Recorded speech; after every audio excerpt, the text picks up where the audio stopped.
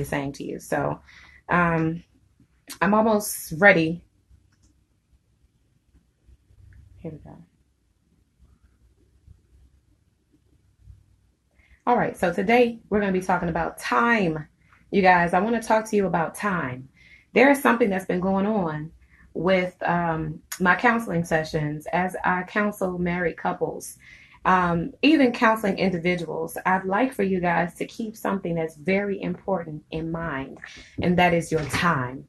So, something that comes to mind to me every single time I have a counseling session, especially when I have sessions with people who are really at their wits' end. They've been in this particular situation for a long time. Something just absolutely stands out to me, and that is time. So, firstly, I want to talk about time as a construct. So, we all know once you really break down your understanding of time, you really come to a place where you understand time does not exist. Only it only exists inside of your mind and your perception of what it is. But if you were to essentially take every clock from your environment, if you were never able to look at a clock, you would not know anything about time. You would not be as conscious of the passing of time as you would if, you know, you had a clock. So this is very important because we are in a time where, or we're in an age where everything we do is sort of bartered based on time, which is something again that does not exist. And I need you to know that time as a construct is designed to keep you imprisoned.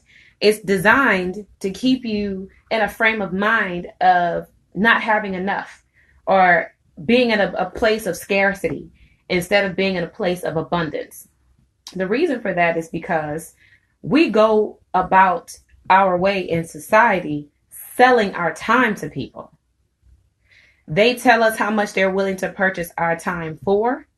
Then they also tell us how they would like to use our time that they purchase from us, what they would like to buy from us, how they want us to perform. This is called a job, where you're responsible for doing a certain amount of things in the allotted amount of time that was purchased from your life. So this is where things get very tangible.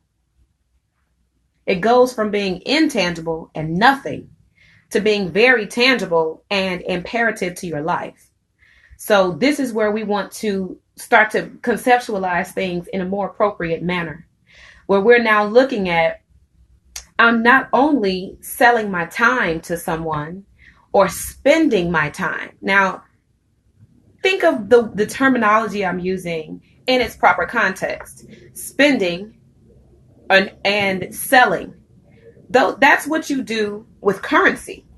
Okay? That's what you do with currency.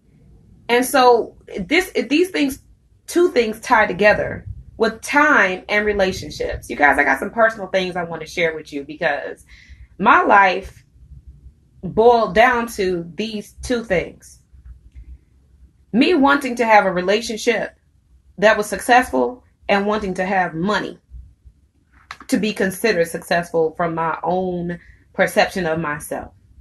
Now, where I take issue with the current state of affairs in Black America is that we're using so much of our time, which is tangible when you're using it for the purpose of a currency. Hear me clearly. When you use your time as a currency, you must be very careful and aware of what you're using or spending that time doing. Because essentially you're converting your time over to your currency. Even though the time is not tangible, the currency is. The tangible things that come out of how you use the time, those are very tangible things. So there comes a point where we have to meet a crossroad and say, This is either worth my time or it's not worth my time. Okay? Worth your time must give you some product. It must give you some result. You would never go into a store and hand over your money and not get anything that you consider to be valuable in return. And so when you're going about your life, spending your time on things, it should be the same. It should be the exact same exchange of value. I'm giving you my time, which is intangible, yet it still has tangible value. So I would like to know, how are you going to return the value back to me? How are you going to take what I've given you, not only my time, but also I've given you the things that come out of my time? How are you, or how is this thing returning that energy back to me? Because essentially everything you do in your time is an exchange of energy. You're exchanging back and forth with the people in your environment, the things in your environment. Sometimes you have inanimate objects that take up your time. Sometimes you have animate objects or people who take up your time. But where we fall short, and one thing that is just sticking out to me in my mind, because this is something I went through, something that I could possibly still be going through, I just haven't really put too much time into thinking about it. But I was spending much time in my life, too much time in my life, trying to figure out relationships, wasting time. Oh my God. Do you know how much, and I'm not going to say this in a regretful way, because I appreciate everything I've done in my life and I appreciate the lessons that I've learned. But in retrospect, everything is 2020. And if I had a choice to make things easier for myself, what I would not have done is waste my time on meaningless relationships and meaningless people. I would have done more on my own behalf to conceptualize what I was doing in each and every relationship before I allowed it to suck up too much of my time. Now, what happened is that I had relationships on the one end that was just as important, or I should say, I had the success of relationships that was just as important on the one hand. And then you had my financial and career success that was also, they were equally important. But what was I to do when one of them, the successful relationship, started to compete with what I was doing to try to find success in my career? I put myself way back. I'm talking about way back in my timeline, because I had my life planned out on a schedule. A lot of times I go 5 years at a time with how I want to live my life. At least 5 years. I mean, I project further into the future for who I want to be as an older woman, but I don't like to overburden myself with those type of future thoughts. But when it came down to it, I had an image of what I wanted to be and when. Not just how I wanted to get there. I knew when I wanted to be a certain way. I knew that I wanted to at least have a child by the time I turned 30 or 35, because everything goes downhill from there. And so I knew I had to be in a decent enough relationship to give me that particular desire to have a child. But when I started to get to a point where I realized these relationships were starting to take up my time and they were causing me to have negative effects and not to produce anything on the other side of importance, the success of my life, financially, in my career, my goals, the things I wanted to accomplish for myself. This was as equally important as me having a successful relationship. But what was causing me not to be able to do both at the same time? Me unconsciously allowing the relationship, or me trying to build success in the relationship. It was sucking up the amount of time and focus that I was able to put on my goals and what I was trying to do with my career. I was so focused on trying to make things work in a relationship that was more than likely failing or had no potential. And so I got to a point where the relationship, the success of it, trying to build it, completely took over. It completely sucked the life out of what I was trying to do with my career. Well, let me back up a little bit, because it didn't completely suck the life out of what I was doing, but it took enough focus out of what I was trying to achieve to the point where I was not able to achieve it when I was trying to achieve it. And I'm still doing my best to clean up the time that was wasted and put some kind of use to it or get some kind of fruit out of it. But this is something that we have to be conscious and aware of. If you're not aware of what's actually soaking up the time that you have allocated to other things in your life, because you only have so much time and energy or life force to dedicate to certain things. You have to be a boss of your own life and sort of delegate your resources. When you have certain things going on in your life, every little piece of your life takes your resource. It takes your life source or your energy away from you, and you have to spend time on expending that energy. And this is why time is currency, because this is how you expend your energy. When you go to a job and you tell them that you have time to sell, they're not interested necessarily in your time.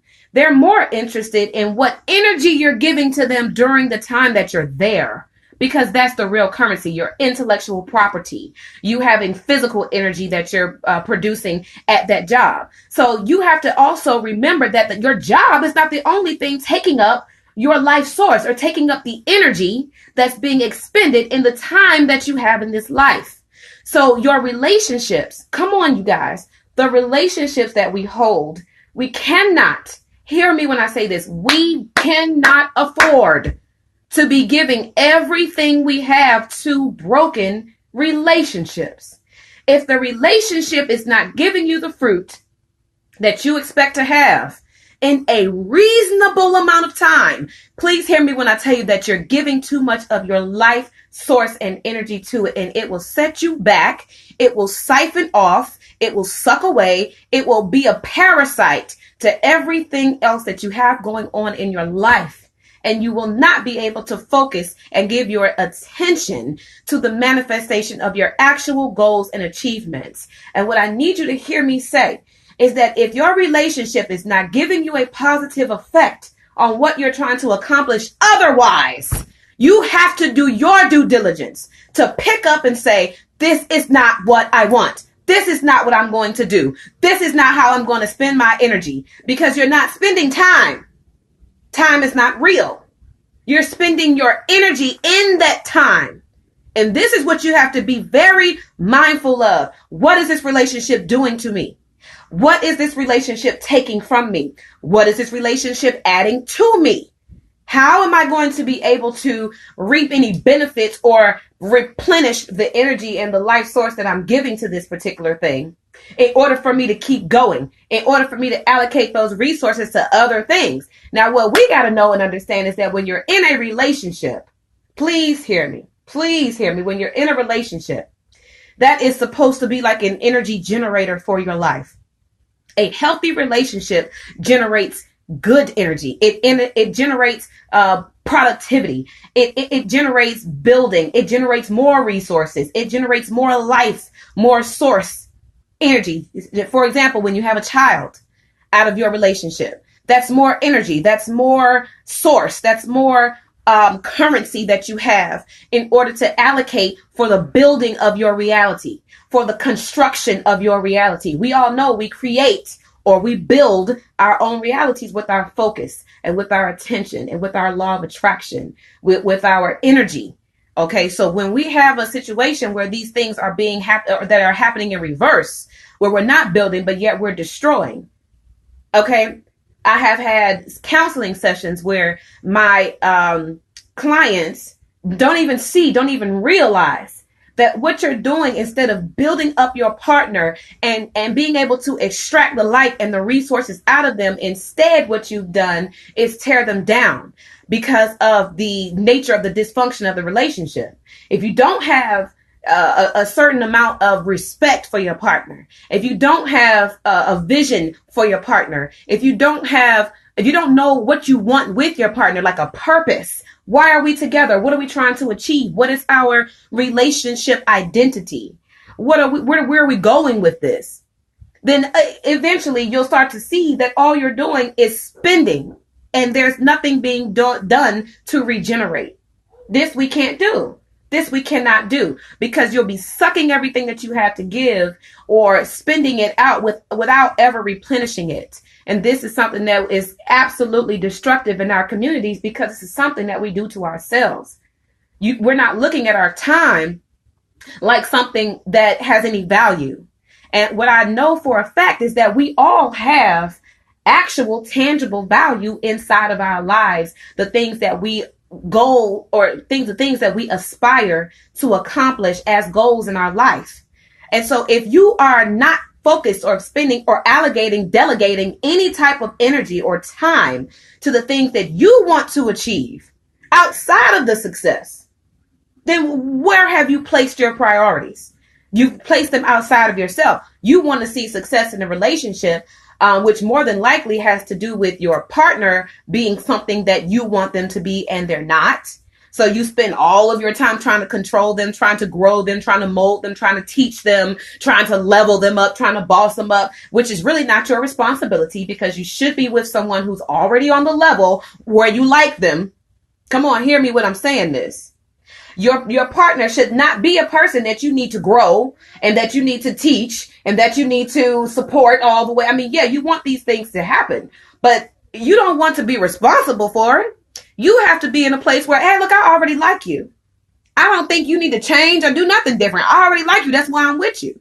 So the time and attention that I'm spending, the time and the focus, the energy, the source, the resources that I'm giving to this relationship, what's now happening is we are coming together at a place where we're already like-minded, equally yoked, and we already like each other. And then what we're doing is growing from there. But you don't have one person that's down here and the person who's up here has to now go and meet you down here to bring you up here and then go up here. No, that's too much energy. That's too much. That's too much having to do things that should already come prepackaged into the relationship box. When you take it out the box, this thing should be plug and play. You're supposed to be able to stick that thing in there and then you take off. You don't buy a piece of software out of the package. You stick it into your computer and now you got to go and build the software. No, that's not how you do that. Because now what did you spend your money on? What did I spend my money on if I can't take this thing out the package and run with it? And I can't actually be in a relationship that works already. That's not fun. Yeah, I'm not saying you don't have to work on it. Yes, you do. But what I mean is that you should already have the components needed for health. You should already have what you need ingrained into yourself, and you should already recognize those things in your partner before you decide to move on with the partnership. I'll give you another example. If you were in a business and you knew that you were trying to make money, you were trying to make a revenue, some kind of profit, you would not get with a business partner that you had to teach how to do business. Yes, you're going to build that relationship up with that partner. And yes, you're going to want to cultivate them, maybe do some continued education with that partner. But no, you're not going to get with somebody who you know does not already have the bare necessities, the worth, the value that you need in order to accomplish the goal you're trying to reach. Okay, so this is something that we have to be real mindful of in these relationships. I have seen so many brothers and sisters who are unhappy and doing things that have no end result that is worth anything, especially not worth the time that's being given to it. It's not worth the sacrifice because of the time that's being given to it. If you would have told me way back when that I was sacrificing my timeline for achieving my goals because I was so busy trying to look good for a man, trying to present myself to a man, trying to conform for a man, trying to fit into a man's box. If you had told me that was going to set me all the way back in the goals and the accomplishments that I was trying to reach with my career and my personal aspirations, I would have been like, no deal. We shutting down this shop. If I had known then what I know now, we shutting down shop. This body is closed off. You cannot touch me. You cannot kiss me. You cannot talk to me. I don't want to get to know you. I don't want nothing. What I want is my value out of my time. What I want is to be in a place where I'm building for myself and not tearing myself down. And I'm also not allowing myself to be torn down. Because if you're in a relationship that is dysfunctional, in most situations, you're in a place where the person that you're with, you know, the way that they interact with you, they're the ones who seemingly is tearing you down. Even though in reality, you're tearing yourself down because you're allowing this to happen. But at the same time, we want to be mindful of how these things are coming together. Your relationship is not worth your personal self value. And the reason for that is because it is cyclical. Somebody said that on my Instagram feed. This is something that happens full circle. If your relationship is not feeding you, then you should not be feeding the relationship. It's plain and simple as that. And if you cannot, let me just say, backtrack a little bit. Shahid, get out. I cannot hear when you're talking over me. If your relationship is one that is not immediately showing you gratification or some sort of value, you can still get to a point where you are working on it and you're allowing yourself to get to a point where this relationship has become more healthy than not. But what I want to sort of assert to you and bring to the front of your mind for you to entertain this thought. Come on, you guys, entertain the thought.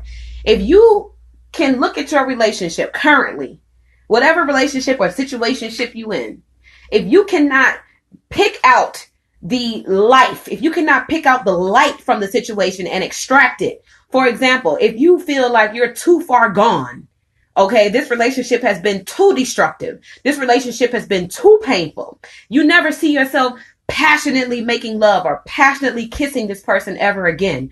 You never see this person ever having the appeal that they used to have to you because of the pain that's been done. What I want you to know is that if you're not fully happy, if you're not fully in a place of peace, if you're not fully in a place of satisfaction and functionality in that relationship, especially because of things that have happened in the past, let it go. Let it go. Let it go. At least momentarily, so that you can allow yourself to return back to a place of happiness.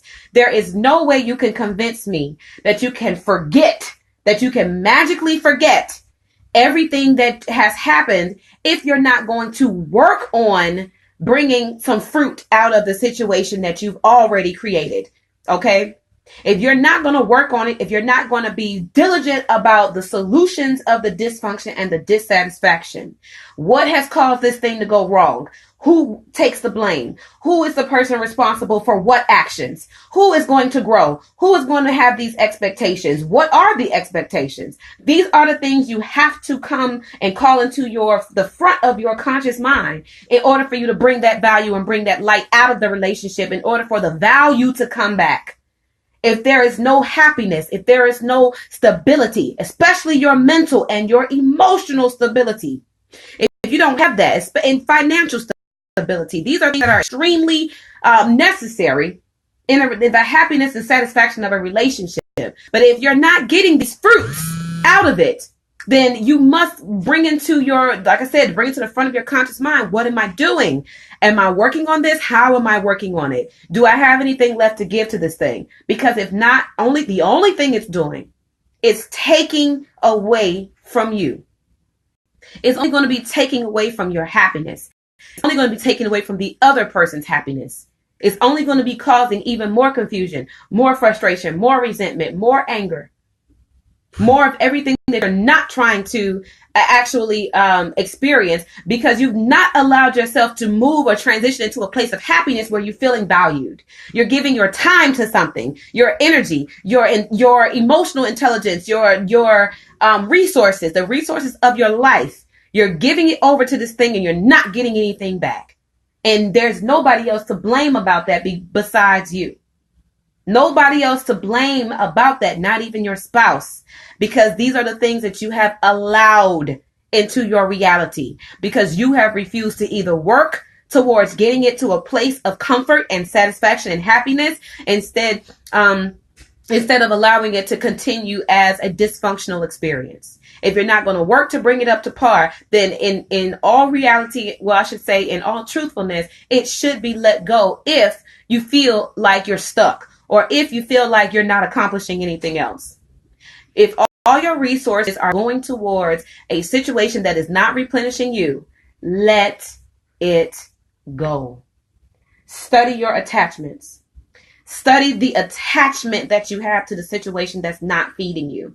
Do you feel like this thing is necessary? There are some people who will not leave a relationship because they feel like they need to be needed. Oh, this person needs me, so I can't leave them. I've seen that before. I've seen a situation where a sister was being drugged by this brother. I'm talking about everything she had to give, she was giving it. And he was pretending like he had nothing to give. He was pretending like he had nothing that he could offer this woman in return for all of she was the only person working in the relationship. She was the one making arrangements for their living, their living arrangements. She had to be the one that was the administrator. She was the one that was the giver. But never once did I see her in receiving mode. So many brothers and sisters get into a point where they have a dependency or an attachment on something that is absolutely destructive in life. There are, especially for children. Thank you. There are people who get into things, and you can stay in it for your children. I have rationalized that in my mind before, being unsatisfied for the sake of my children. But even that will wear thin. Even that will become toxic to the point where you cannot stay for the child. If you do, you'll be doing more damage than you will be any good for the child.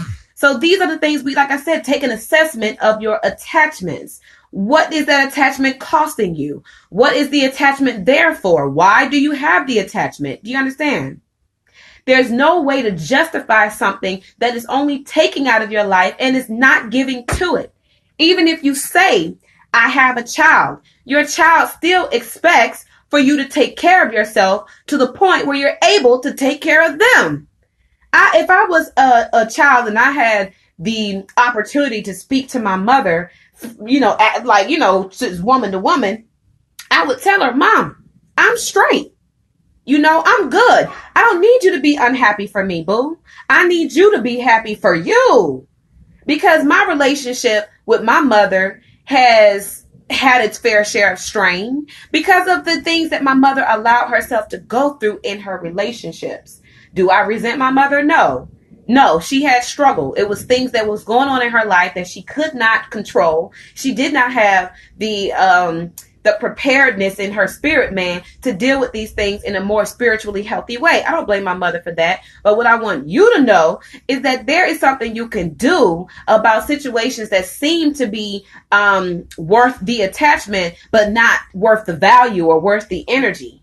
Okay, just because the attachment might be worth it doesn't necessarily mean it's worth the energy. So you have to figure out, as an alchemist, as one who knows how to transmute and I want to say circulate your energy in a certain way, because this universe is cyclical. If you are an alchemist and you know how to transmute, your responsibility is your happiness. You must be the one to take this situation and put some kind of life into it. You have to put light into the darkness in order for it to have any purpose in your life as a light being. Yes, you do have duality and you have darkness, but we know the darkness only serves us in specific ways. The light is what causes growth. The light is what causes substance and sustainability in your life. It's the positivity that causes that thing to happen, or causes the manifestation to be satisfying. If you're constantly swimming around in darkness and dissatisfaction, then you're going to reap nothing but that barren quality that comes out of comes out of an imbalance of darkness. Come on in. You can come on in. I'm live, so but it's recording. So this is something that you guys have to be mindful of and be conscious to the point where you're understanding that everything you give must be returned unto you in some kind of way. You cannot go about life having attachments to things that are not serving you. Attachments to things that are not serving you is just honestly gonna spin you around in circles. That's all it's gonna do. And you sit there being resentful to other people, you're angry at other people, and having these, dang, I wish I brought my notes up here. You have all of these negative, low energy circling around in your field because you've not done your own diligence to say, this is not serving me. This is not gonna give me what I'm giving it. Okay. Somebody said mic drop. It's absolutely, I could go ahead and end the video right here because everything that needs to be said has been said. You cannot allow yourself to get in situations where your relationship is taking more than it's giving. My goodness, I wish that you guys could just be in some of these counseling sessions. I'd be wanting to pull my hair out because it's just too much. To be in a situation where you're giving everything you have to give and either it's not being appreciated or, like I said, it's not being returned. So let's bring our conscious mind to a place where it can function in the way it's supposed to. Your conscious mind is there to make conscious decisions about things that you can assess. You can look and see if something is serving you or not. You can see, you can assess your emotions and your mental processes to see, did I get to this place out of health, or did I get to this place out of being needy or having an irrational attachment to something?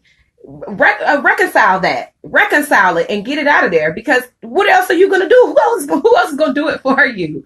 No person at all. It's up to you to do that. And you cannot blame your partner. Again, I've had several situations in counseling where I've had to stop, especially men. I'm not going to bash no man, but I have had to stop a man from blaming and projecting their partner, their woman, for their anger or for their dissatisfaction with their own life. I've had that happen more than once, at least twice now, where I've had to say, well, sir, I asked you about you and your satisfaction. I asked you about your role in your life. And now everything you have to say is drawn back to your woman. How did she get there? She didn't give you life. She didn't raise you. And she's not walking in your shoes. So that's got to jive. We got to reconcile that. There's nobody who is going to feed you what you need to be fed if you don't even know what you need to be fed. And you're never going to come to those conclusions if you're not making the proper assessments about why you have certain attachments and why you're keeping certain things if it's not giving you what you're giving to it. I'm going to let y'all go on this. This has been probably the shortest session that I've had, but I want you to still come back to just the bare necessities of this discussion when you're thinking about it in your own mental processes. Your time is, first of all, it is not real. It's a construct. Really what you're giving is not your time. You're giving your energy. You're giving your mental or intellectual property, the energy of your body, or you're giving your life source. Whenever you're spending time on something, time is not real. It's only the construct that allows you to measure the energy that you're giving. It allows you to measure the spaces that you're occupying for certain things, and for it's just it's a unit of measurement. But still, we have to again conceptualize that this is something that is only measuring intangible things, but what is actually tangible is the energy that you're giving. The time and the attention, the attention and the focus that you're giving is tangible. So that's what you should be focused on.